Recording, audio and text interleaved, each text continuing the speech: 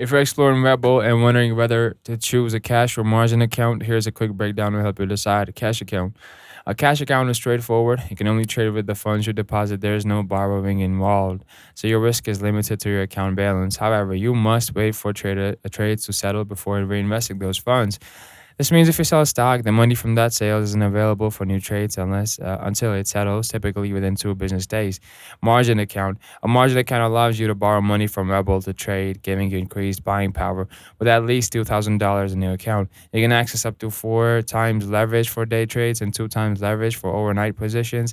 This means you can trade with more capital and than you have on hand, potentially amplifying both gains and losses. Keep in mind, margin trading involves borrowing money, so it's essential to understand the risks involved.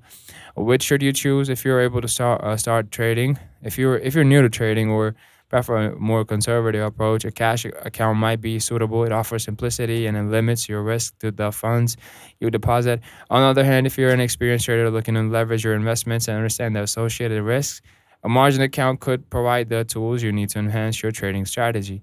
Remember, both account types have their advantages and considerations. Assess your trading goals, risk tolerance, and experience before making a decision.